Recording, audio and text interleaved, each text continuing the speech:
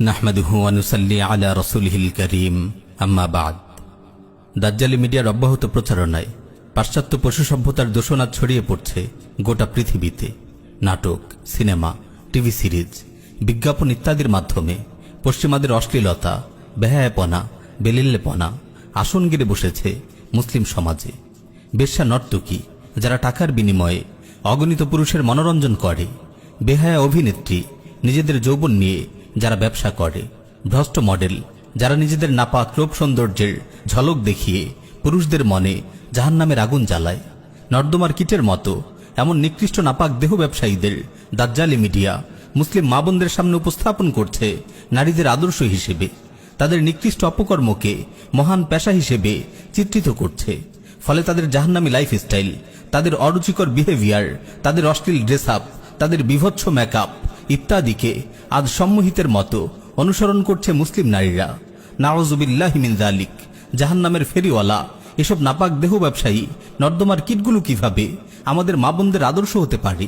প্রিয় বোন আমার, আপনি যখন দেহ ব্যবসায়ী বেহায়া অভিনেত্রীদের লাইফস্টাইল দেখে মুগ্ধ হন, সেজে গুজে আটোসাটো পোশাক পরে ভ্রষ্ট নাপাক মডেলদের মতো রাস্তায় বের হন, চারদিকে অশ্লীলতা ও বেহায়াপনার দূষণ ছড়ান, আল্লাহর কসম আসমান আপনাকে দেখে কেঁপে ওঠে, জমিন আপনাকে দেখে লজ্জিত হয়, পাহাড় আপনাকে দেখে অভিশাপ দেয়। প্রিয় বোন আমার, আপনার পরিচয় আপনার জেনে রাখা উচিত। আপনি হায়া, লজ্জা, রুচি ও পবিত্রতার প্রাণ পুরুষ মুহাম্মদুর রাসূলুল্লাহর উম্মত। আপনি একজন আত্মমর্যাদা সম্পন্ন মুসলিম নারী। আপনি কোনোভাবেই পাশ্চাত্য পশু সভ্যতার সন্তান নন।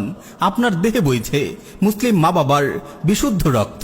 আপনি রাস্তার কোনো পতিতা নন। আপনি সাইয়্যিদা খাদিজা তাহিরার পবিত্র মেয়ে। আপনি সাইয়্যিদা ফাতেমাতুজ জাহরার ভাগ্যবতী কন্যা। আপনি আম্মা জান সাইয়্যিদা আয়েশা সিদ্দিকার গর্বিত উত্তরসূরি।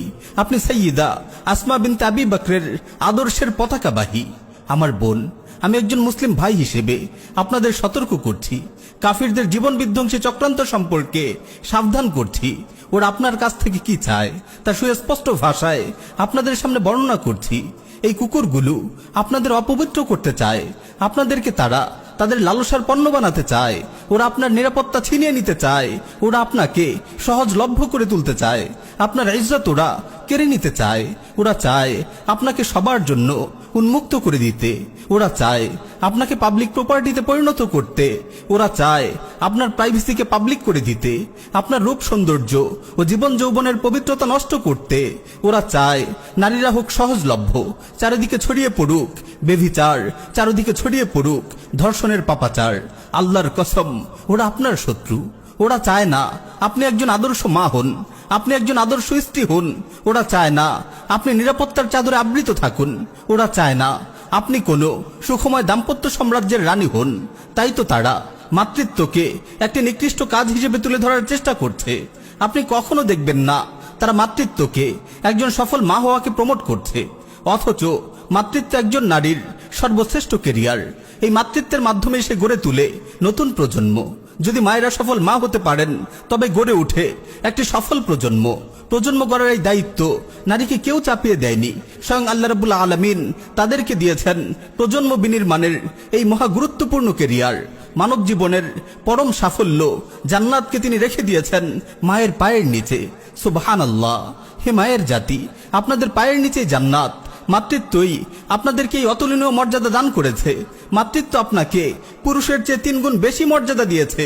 কিন্তু আফসোস, দাজ্জালি মিডিয়া মাতৃত্বকে কেরিয়ার হিসেবে মানতেই রাজি নয়। মুসলিম নারীরা আজ মাতৃত্বকে কেরিয়ার মনে করে না। আগামী দিনের কর্ণধারদের গড়ে তোলাকে কেরিয়ার মনে করে না। তাদের সন্তানদের নতুন পৃথিবীর নায়ক হিসেবে গড়ে তোলার মহা প্রচেষ্টাকে কেরিয়ার মনে করে না। তারা কেরিয়ার মনে করে নিজেদের পবিত্র রূপ যৌবন যাত্রীদের কাছে ফেরি করা ইয়ার্ড হোস্টেজের নোংরা পেশাকে। তারা কেরিয়ার মনে করে রিসিপশনে বসে লক্ষ লক্ষ পুরুষের কামুক দৃষ্টির নির্মম বলি হওয়াকে। তারা কেরিয়ার মনে করে পণ্য বিক্রির টোপ হিসেবে বিজ্ঞাপনের মডেল হওয়াকে। তারা কেরিয়ার মনে করে অভিনেত্রী হয়ে, নর্তকী হয়ে পরপুরুষের মনোরঞ্জন করাকে। তারা কেরিয়ার মনে করে অফিসে বস কলিগদের ইফটিজিং এর শিকার হওয়াকে। এই পাশ্চাত্য পশু সভ্যতার কুকুরগুলো বলে স্বামী ও সন্তানদের দেখাশোনা করা, তাদের সেবা করা পশ্চাৎপদতা। এসব নারীর জন্য অপমান। আমার বোন, একটু ভেবে দেখুন তো, পরিবারের নিরাপদ আঙিনায় স্বামীর প্রেমময় স্ত্রী হয়ে, সন্তানের বেহেশত হয়ে, রাব্বাতুল বাইত হয়ে, পরিবারের রানী হয়ে তাদের দেখাশোনার দায়িত্ব পালন করা নারীর জন্য অপমানজনক, নাকি টাকার বিনিময়ে এয়ারলাইন্সে, রিসিপশনে, কর্পোরেট অফিসে, কারখানায় পরপুরুষের খেদমত করা তাদের কামনার বলি হয়ে ইফটিজিং ও ধর্ষণের শিকার হওয়া অপমানজনক?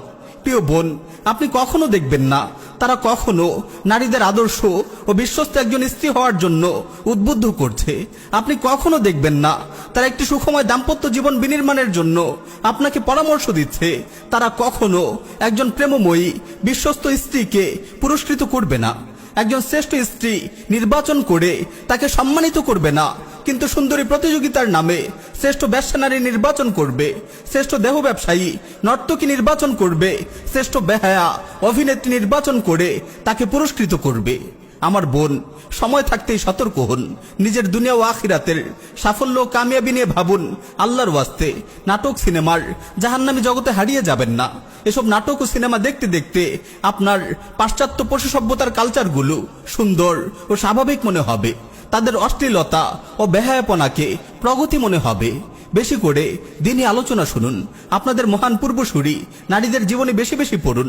ইনশাআল্লাহ আপনার জীবন ও যৌবন পবিত্র থাকবে, আপনি সুখময় দাম্পত্য জীবন লাভে ধন্য হবেন। আল্লাহ রাব্বুল আলামিন আমাদের সকল মা বোনকে হিদায়াতের উপর অটল রাখুন। আমিন ইয়া রাব্বাল আলামিন।